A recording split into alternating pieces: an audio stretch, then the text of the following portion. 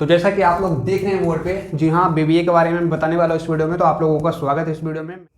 तो पटना यूनिवर्सिटी से अगर आप बीबीए या बीएमएस कोर्स करना चाहते हैं, आप बिहार के छात्र या छात्राएं हैं, तो आप इससे जरूर कर सकते हैं। इसको करने के लिए आपको एंट्रेंस एग्जाम पास करना होता है, और एंट्रेंस एग्जाम में क्या क्या चीज़ें होती हैं उसी पे आज मैं वीडियो बना रहा हूँ। तो चलिए इस वीडियो को स्टार्ट किया जाएगा। तो दोस्तों, इस वीडियो में बात क्या क्या करने वाले हैं, पहले तो पटना यूनिवर्सिटी एंट्रेंस एग्जाम का तैयारी आप लोग अगर अभी तक नहीं कर रहे हैं तो आप लोग स्टार्ट कर दीजिएगा। सिलेबस वगैरह आप लोग को अभी तक नहीं पता है तो ये आप लोग बहुत बड़ी गलती कर रहे हैं, क्योंकि इस साल में एग्जाम होगा, कोई पोस्टपोन वगैरह का सिस्टम नहीं है। एग्जाम होना ही है, 2-3 मंथ बाद हो या कभी और हो, लेकिन एग्जाम होकर रहेगा। तो आप लोग को एग्जाम की तैयारी करते रहना है। तो इस वीडियो में हम लोग बात करने वाले हैं, यहाँ पर सिलेबस के बारे में बात करेंगे। पहले क्वेश्चन पैटर्न, एग्जाम पैटर्न क्या होता है, किस तरह के क्वेश्चंस आते हैं, उसके बारे में भी जानकारी मिलेगी आपको इस वीडियो में। उसके बाद सिलेबस में से कौन कौन से सब्जेक्ट से क्या क्या पूछे जाते हैं, सिलेबस की भी जानकारी मिलेगी, और कितने मार्क्स के आते हैं और किस तरह के क्वेश्चन होते हैं, और कितने सारे सब्जेक्ट से आपके क्वेश्चन आएंगे। तो बेसिक वीडियो है आप लोगों का बीबीए का,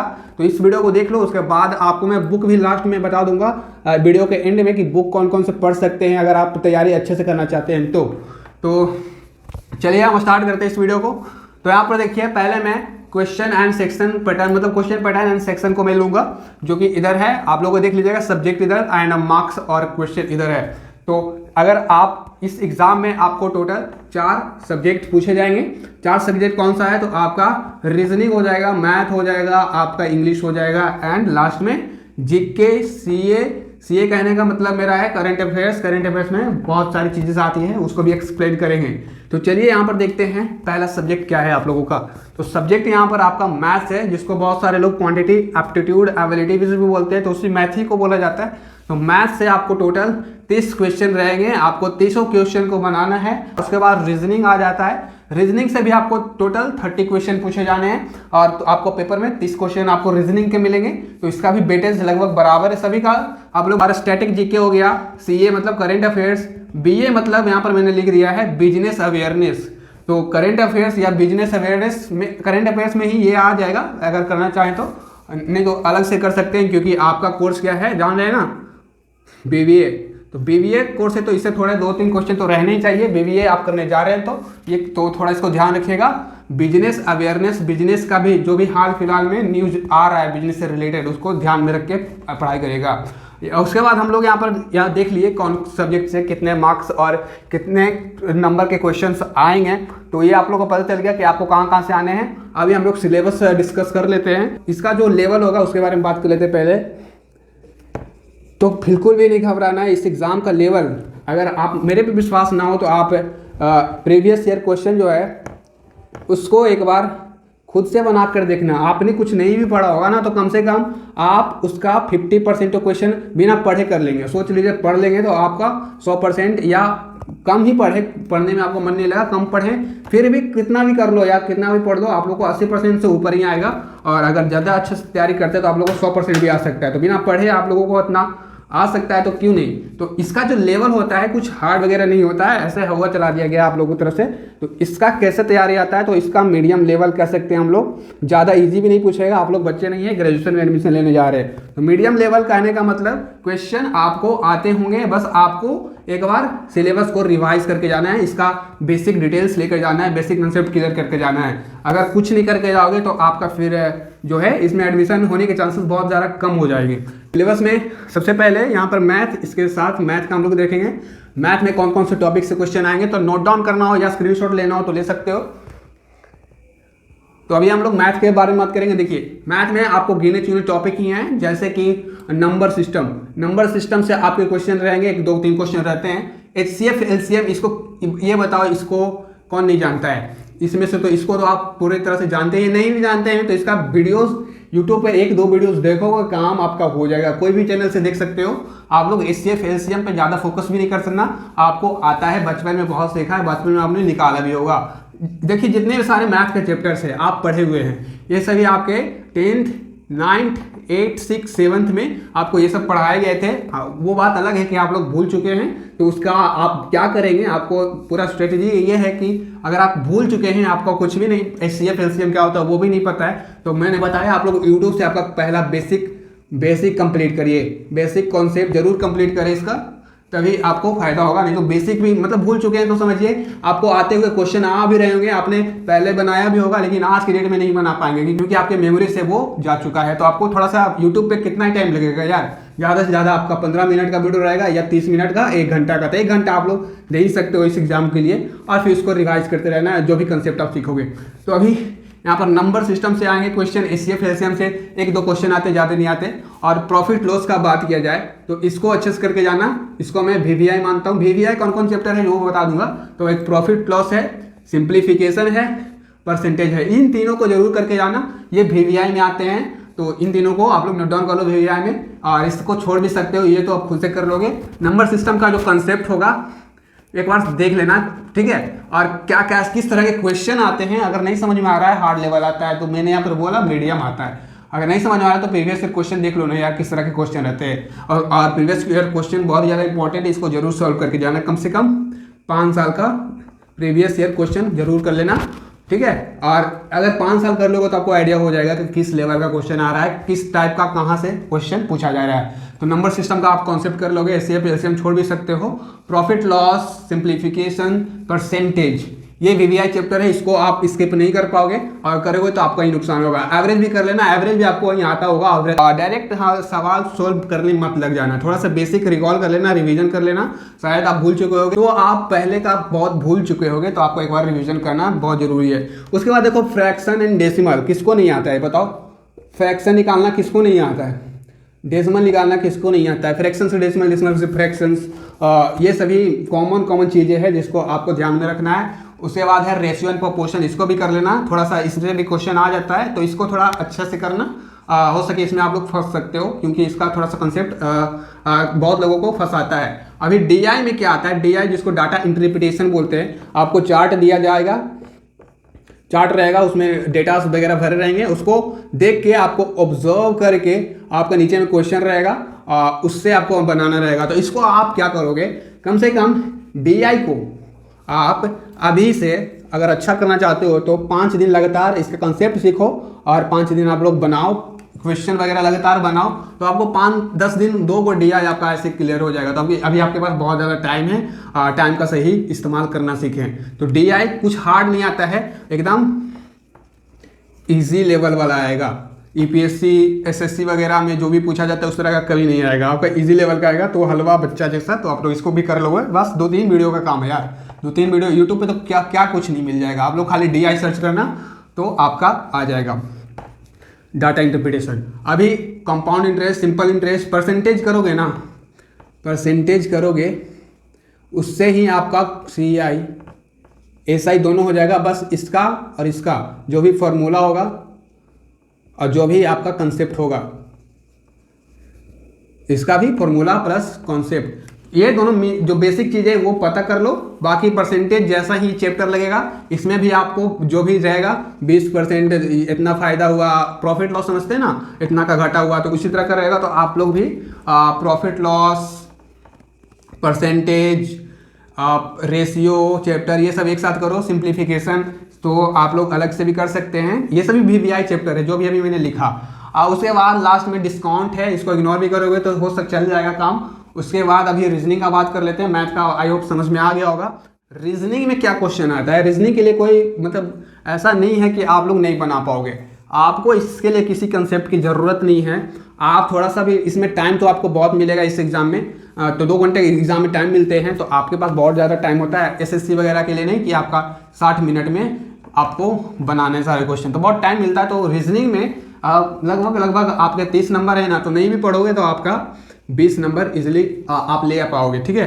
तो आपको रीजनिंग पढ़ना है तो अगेन प्रीवियस ईयर क्वेश्चन पे ज़्यादा जोड़ दो, और करना चाहते हो तो यूट्यूब वीडियो से जो भी टॉपिक्स है उसको कर लेना, जैसे कि ब्लड रिलेशन हो जाएगा, सिटिंग अरेंजमेंट हो जाएगा, बहुत सारे और भी आ जाते हैं, फिगर्स वाले क्वेश्चन आ जाते हैं, इसमें पूछ देगा कितना ट्रेंगल है, इस तरह के क्वेश्चन भी आ जाते हैं। तो देख लेना प्रीवियस ईयर क्वेश्चन में किस तरह से क्वेश्चन आते हैं, तो वो उसको कर लेना। तो इसके बाद सबसे इजी सेक्शन इसको माना जाता है रीजनिंग का। उसके बाद थोड़ा सा इसमें लोग फंसते हैं इंग्लिश वाले सेक्शन में, क्योंकि इसमें ग्रामर का कंसेप्ट वगैरह का ज़रूरत पड़ता है।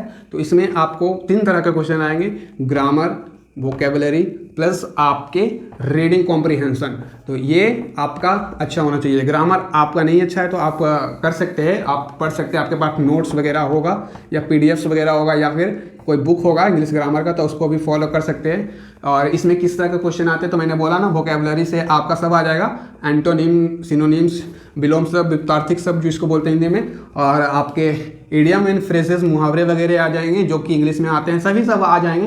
तो आपको इसमें सभी करके जाना है। उसके बाद रीडिंग कॉम्प्रिहेंशन आपके इतना सारे लिखा रहेगा ऊपर में कहानी, उसके बाद पढ़ के आपको क्वेश्चन रहेगा, तो क्वेश्चन इसको पढ़ के आपको जवाब देना होगा। तो इस तरह का रीडिंग कॉम्प्रिहेंशन आपको, आप अगर आपका इंग्लिश अच्छा है तो आप इसको हलवा, मतलब ईजी रहता है यार।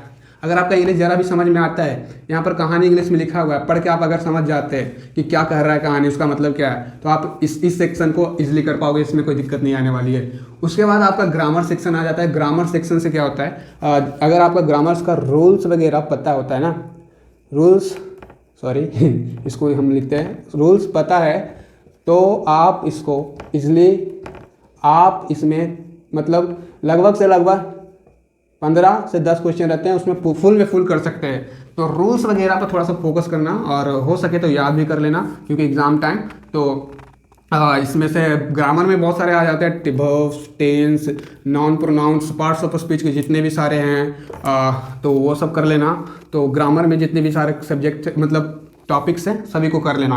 उसके बाद आपका एरर्स रहता है, क्वेश्चन किस फॉर्म में रहेगा, जैसे आपको यहाँ पर दिया रहेगा, कुछ लिखा हुआ रहेगा, फिल द ब्लैंक्स रहेगा, यहाँ पर रहेगा 4 ऑप्शन दिया रहेगा, इसमें कौन सा रहेगा, टू लगेगा, बी लगेगा, क्या लगेगा, 4 लगेगा, मतलब प्रीपोजिशन वगैरह में कर सकते हो। तो सभी चैप्टर को एक बार अच्छे से करके जाना, उसी तरह से रहेगा। आपका थोड़ा सा पजल्स टाइप का भी क्वेश्चन आ जाएगा। पजल्स कहने का अर्थात आपको अरेंज करना होगा, उल्टा पुल्टा ये लिखा रहेगा, उसको आपको 1 2 3 4 करके लिखना होगा कहानी को। तो आप लोग समझ गए हैं इंग्लिश का कैसे करना है। अभी हम लोग बात करेंगे जीके वाले, जीके जीएस, जनरल अवेयरनेस के बारे में, करंट अफेयर्स के बारे में। तो जीके जीएस अपने आप ही बहुत बड़ा, इसको मैं पहाड़ बोलता हूँ। अगर इसके पीछे टाइम लगा दिए तो आप समझो पूरा अपना प्रिपरेशन खराब कर दिए, क्योंकि इसको जितना भी पढ़ो उतना ही कम है। आप लोग को वो कहावत तो सुना ही होगा आपने, समंदर से 1 लोटा पानी निकाल लेने से समंदर को घंटा फर्क नहीं पड़ता है। तो आप लोग समझ में आ रहा होगा। सो यहाँ पर देखिए इसमें क्या क्या है। हिस्ट्री अपने आप ही में 3 इसमें आ जाता है, एंशिएंट, मिडिवल, मॉडर्न। तो इसका समझिए कितना बड़ा पोर्शन है हिस्ट्री अकेले। उसके बाद ज्योग्राफी का बात करते हैं तो ज्योग्राफी में आपका आ जाता है इंडियन ज्योग्राफी, वर्ल्ड ज्योग्राफी, बहुत सारे हैं। उसके बाद पॉलिटी में तो आप लोग इसको कैसे कर सकते हैं, सब्जेक्ट देख लीजिए कि कौन कौन से आएंगे, history, geography, polity, economics, general science से भी क्वेश्चन आते हैं, फिजिक्स, केमिस्ट्री, बायोलॉजी से। और करेंट अफेयर्स जो भी मैंने बताया, करेंट अफेयर्स में आपका कौन कौन सा आ जाएगा, सीए, बिजनेस वाला भी करंट अफेयर्स आप लोग करना है। अभी इकोनॉमिक्स में क्या चल रहा है, अभी रिसेंट में जितने भी सारे लास्ट करंट अफेयर्स का बात करें तो लास्ट 6 मंथ का एग्ज़ाम से पहले वाला, एग्ज़ाम के डेट से 6 मंथ पहले का सारा करंट अफेयर्स करके जाना, ठीक है। तो आपको इससे क्वेश्चन नहीं छूटेंगे। ऐसे क्वेश्चन आ भी बहुत रहे हैं ना। 30 मार्क्स का आपका टोटल इसका सेक्शन है, जिसमें से 10 मार्क्स अकेले है, तो समझ सकते हैं। तो हिस्ट्री के लिए क्या करना है, हिस्ट्री के लिए आप लोगों को कुछ नहीं करना है। हिस्ट्री का कहीं से क्वेश्चन उठाओ, सारे का, मिडवल हो गया, तीनों पार्ट का, medieval, ancient, medieval and modern history, तीनों का क्वेश्चन उठाओ ऑब्जेक्टिव वाला, अब रटना चालू कर दो हो सके तो, ठीक है। ज़्यादा रटना कहाँ से, सबसे पहले तो प्रीवियस क्वेश्चन वाला रटना है। उसके बाद आपको कहीं पे मिल जाएगा ऑनलाइन या इंपॉर्टेंट क्वेश्चन यूट्यूब पे मिल जाएगा, most important question of history जो कि बार बार पूछे जा रहे हैं, आप उसको सर्च कर सकते हैं। आप पटना यूनिवर्सिटी में भी बहुत सारे वीडियोज़ बने हुए होंगे, उनका भी देख सकते हैं। तो आप हिस्ट्री का यूट्यूब प्लस आप प्रीवियस ईयर क्वेश्चन, यही मैं बोलूँगा। ज्योग्राफी में भी आपका थोड़ा बहुत कंसेप्ट इसमें मायने रखता है। ज्योग्राफी में भी आपको स्टैटिक पूछ दिया जाएगा, कहाँ पर इसमें जैसे नेचुरल वेजिटेशन हो जाएगा, कौन सा रिवोल्यूशन किससे रिलेटेड है, आपका कहाँ थार डिजर्ट है वगैरह वगैरह। तो इसका स्टैटिक पोर्शन ही आता है, तो स्टैटिक वाला करना, चैप्टर पढ़ने मत बच जाना, ठीक है। चैप्टर पढ़ने जाओगे तो बहुत लेट हो जाएगा। तो आपका इसका भी क्वेश्चन ही करना है, तो प्रीवियस ईयर क्वेश्चन कर लेना है, प्लस आपका यूट्यूब से जितना वीडियोस आपसे देख पाओ उतना देख लेना, इसमें कोई लिमिट नहीं है, आपसे जितना होता है उतना करो, ठीक है। अभी हम लोग बात करेंगे कहाँ पे, इकोनॉमिक्स का। तो इकोनॉमिक्स में भी अगेन कुछ नहीं करना है। अगर आपका बैकग्राउंड आर्ट्स वाला नहीं है तो कुछ नहीं करना है, डरना वगैरह नहीं है। आपको जो मैंने बताया हिस्ट्री के लिए, ज्योग्राफी के लिए, पॉलिटी का बात करें, पॉलिटी के लिए आपको एक एडुटेरिया करके चैनल है, ठीक है, उनका वीडियोस देख लेना है पूरा। पॉलिटी आपका वो कहाँ तक प्रिपेयर हो जाएगा, एंट्रेंस एग्ज़ाम के लिए तो वहीं जाएगा, आपका एसएससी कंपटीशन के लिए भी वो तैयारी हो जाएगा। काफ़ी कम वीडियो, 40 वीडियोस है और 10 से 15 मिनट का है। अभी हम लोग बात करते हैं general science, physics, chemistry, biology, जिनका ये वाला फील्ड है, इंटर में साइंस रहा होगा वो इसको भी कर लेंगे, इनको भी कोई दिक्कत नहीं है। जो जिनका साइंस फील्ड नहीं है, स्ट्रीम नहीं है, उनको क्या करना है, उनको ऑब्जेक्टिव करना है 12th वाला, 12th एंड 11th कॉम्बाइन दोनों का ऑब्जेक्टिव कर लेना। आपके पास अगर गेस्ट पेपर 12th वाला भी बचा हुआ होगा तो उससे कर लेना, या फिर खरीद लेना। आपका आता है बहुत सारा पब्लिकेशन का, रिहंत का आता है, बुक के बारे में बताऊंगा कौन कौन लेना है, टारगेट का आता है, तो किसी का भी ले सकते हो। और उससे आप लोग डेली प्रैक्टिस करोगे याद करने की, डेली आप क्वेश्चन प्रैक्टिस करोगे, उसको याद ही करना आपका लास्ट उपाय है। कंसेप्ट का कितना समझोगे यार, फिजिक्स केमिस्ट्री बायोलॉजी पढ़ने बैठ जाओ, आपको समझ भी नहीं आएगा अगर आपका साइंस स्ट्रीम नहीं है। तो फिजिक्स केमिस्ट्री बायोलॉजी अपने आप में बहुत कॉम्प्लेक्स सब्जेक्ट है।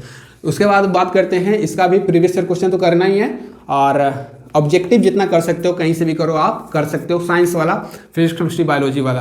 अभी करेंट अफेयर्स सबसे मेन इसमें मैं मानता हूँ, क्यों, क्योंकि इसमें काफ़ी ज़्यादा पोर्शन, कभी कभी 15 क्वेश्चन भी इससे मिल जाता है, ठीक है। तो इसको थोड़ा ध्यान में लेकर चलना है। करेंट अफेयर्स को क्या करना है, और जो भी न्यूज़ अगर आप डेली देखते हो तो ठीक है, करेंट अफेयर्स डेली पढ़ने का आदत डाल दो। हालांकि आपको मंथली करंट अफेयर्स भी पढ़ना है, डेली वाला करंट अफेयर्स मैं नहीं कहूँगा, क्योंकि आप यूपीएससी थोड़ी देने जा रहे हो, आप तो किसी छोटा मोटा ये जो है एंट्रेंस एग्जाम पास करने जा रहे हो ना, तो आपको मंथली आता है। जैसे अभी मई चल रहा है तो मई का मंथली आ जाएगा, उसमें से टोटल 100 से 150 क्वेश्चन रहते हैं, उसको देख लेना है 2-3 बार, तो वो याद हो जाएगा। एग्जाम में क्वेश्चन आएगा तो अपने आप टिक कर लोगे। तो ऑब्जेक्टिव क्वेश्चन आएगा, तो करंट अफेयर्स में लेटेस्ट न्यूज़ पढ़ लेना है, कंट्री एंड स्टेट में क्या चल रहा है, आपके बिहार में क्या चल रहा है अभी, और स्पोर्ट्स में क्या चल रहा है, इंडियन क्रिकेट टीम क्या कर रही है, तो वो भी देख लेना एक बार। उसके बाद बिजनेस में क्या चल रहा है, इंटरनेशनल में क्या चल रहा है, मतलब भारत के बाहर क्या चल रहा है। अभी इजराइल फलस्तीन वाला आप लोग देख ही रहे हैं, लड़ाई जो चल रहा है गाजा पट्टी में। तो इस तरह के जो होंगे, आपको करंट इवेंट से आपको जुड़े रहना होगा, तभी आप इस एग्जाम को नहीं, इस करंट अफेयर सेक्शन को पूरा में पूरा स्कोर कर पाएंगे। 10 मार्क्स का आता है, 10 में 10 ले आएंगे। तो इसमें थोड़ा ध्यान दीजिएगा, ये काफ़ी अपने आप में लंबा सेक्शन हो जाता है। तो आई होप आपको वीडियो समझ में आया होगा। आज की वीडियो में बस इतना ही। वीडियो को शेयर करना अपने दोस्तों में। मिलेंगे अगली वीडियो में कुछ नए अपडेट के साथ। पटना यूनिवर्सिटी वाले हैं तो जरूर सब्सक्राइब करें। चलिए मिलते हैं अगली वीडियो में। Thank you for watching my video.